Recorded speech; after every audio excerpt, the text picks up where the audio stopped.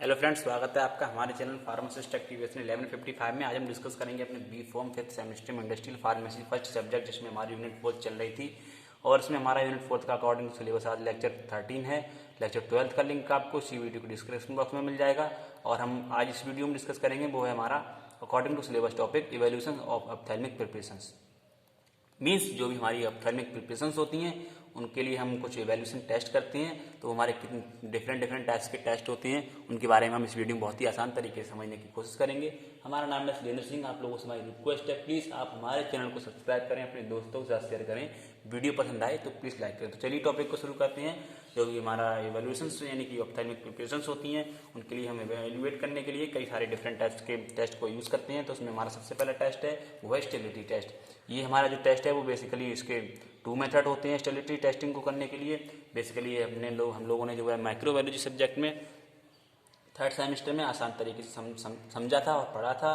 तो उसमें हमारा सबसे पहला जो टेस्ट होता है वो डायरेक्ट इनोकुलेशन मेथड होता है। यानी कि हम इसमें जो भी हमारा कल्चर मीडिया होता है उसमें हम किसी भी ऑप्थेल्मिक प्रिपरेशन या किसी भी प्रोडक्ट को हम डायरेक्ट इनोकुलेट करते हैं, जो कि it involve the direct inoculation of product और test sample into culture media. और हमारा टेस्ट सैंपल है वो कल्चर मीडिया पे हमारे लिए ग्रो करने के लिए ग्रो करता हुआ दिखता है। यानी कि यदि हमारा कल्चर मीडिया पे अब हम अपने इनोकुलेशन यानी कि किसी प्रोडक्ट को इनोकुलेट करेंगे तो हमारा जो कल्चर मीडिया होगा उस पर यदि कोई माइक्रोबियल हमारा ग्रो करेगा तो वो हमारा टेस्ट फेल है।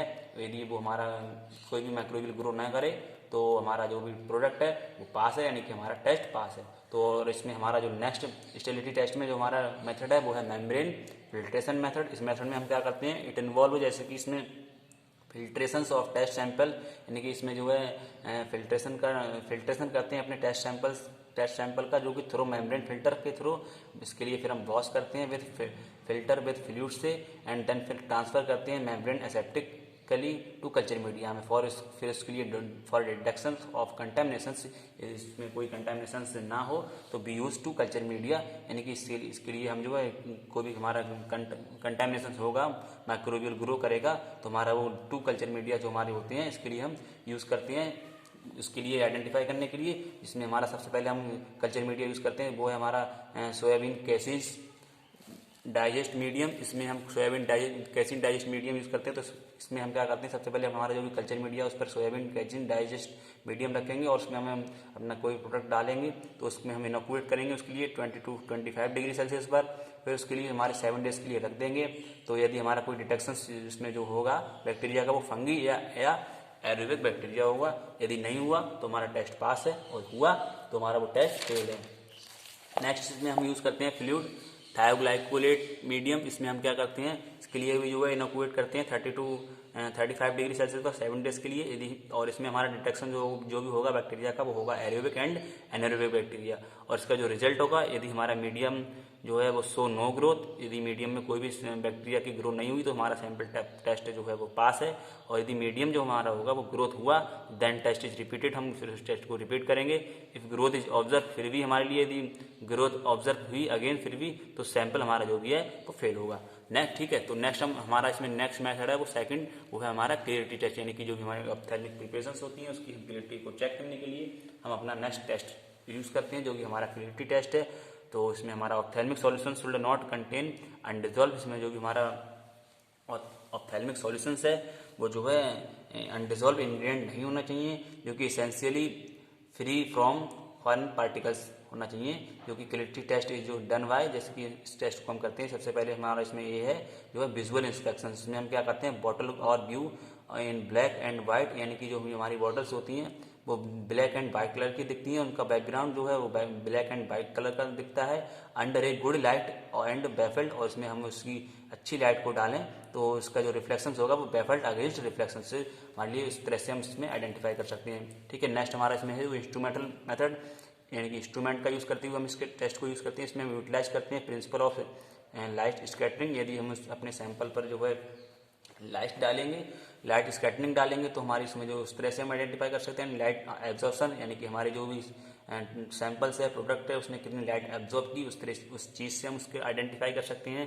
ठीक है, एंड इलेक्ट्रिकल रेजिस्टेंस, और जो भी हमारी इलेक्ट्रिकल हम उसमें अप्लाई करते हैं तो उसमें जो कितना इलेक्ट्रिकल हमारा रेजिस्टेंस से मतलब उसका घटा तो उस चीज़ से हम आइडेंटिफाई कर सकते हैं, ठीक है। और obtain particle count and size distributions, और हम जो भी हमारे पार्टिकल्स हैं वो ऑब्टेन होंगे, उनके पार्टिकल्स उनके लिए हम काउंट करेंगे और उसके साइज डिस्ट्रीब्यूशन करेंगे। और नेक्स्ट हमारा इसमें जो टेस्ट है थर्ड वो है लीकेज टेस्ट। इसके लिए हमने पिछली वीडियो में पढ़ चुके हैं, तो यदि आपके लिए समझना है तो आप आसान तरीके से इसके लिए भी लिख सकते हैं एग्जाम में यदि क्वेश्चन आए तो। नेक्स्ट हमारा इसमें जो टेस्ट है वह metal particle in ophthalmic ointment, यानी कि जो भी हमारी मेटल्स होती हैं, मेटल पार्टिकल्स होते हैं, उनमें हम ऑप्थेल्मिक ऑइंटमेंट का जो है प्रिपरेशन है ये हमारी जो उसका टेस्ट करते हैं। तो इसमें हम एक्सट्रूडली कंप्लीटली जो है the content of the 10 container लेते हैं, इनके लिए हम सेपरेटली इन फ्लैट बॉटम में एंड पेट्री डिश में रखते हैं। जो कि हमारे 10 कंटेनर्स होते हैं उसमें हम एक एक पेट्री डिश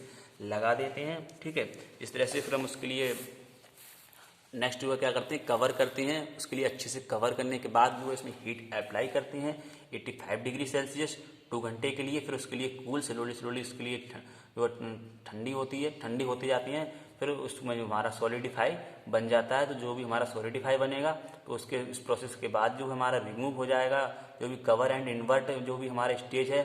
फिर उसके लिए हम माइक्रोस्कोप्स इक्विप से देखेंगे with eyes piece micrometer disc calibrated for magnification, ठीक है। फिर उसके लिए हम एग्जामाइन करेंगे जो भी हमारी